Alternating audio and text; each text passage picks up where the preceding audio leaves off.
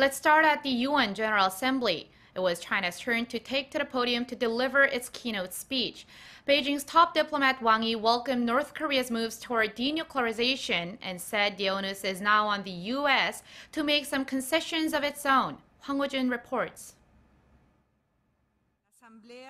He noted the situation between the two Koreas has been a, quote, major turnaround.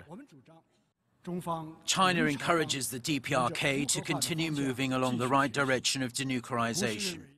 But in essence, he said the road to peace is a two-way street.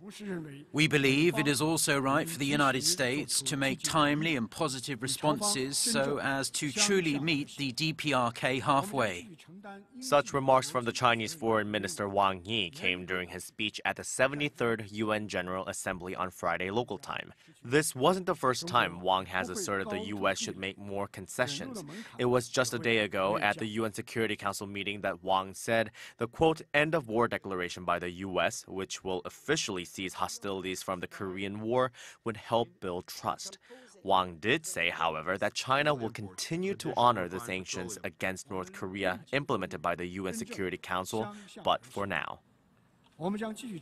China calls on the Security Council to take timely actions in light of the development and changes of the situation to create more favorable conditions for a peaceful settlement.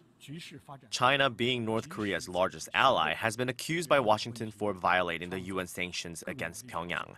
Wang also took an indirect jab on President Trump's notion of protectionism over globalism, which Trump touted earlier in the week, insisting it will only bring damage to all. On President Trump's blasting of China for its trade practices that he claimed create an intolerable trade imbalance and then defending his trade war against Beijing, Wang responded that China will, quote, not be blackmailed or yield to pressure. As the annual multilateral forum is heading to its end, North Korea's Foreign Minister Ri Yong-ho will take the podium to deliver a speech on Saturday morning local time. Hwang Hojun, Arirang News.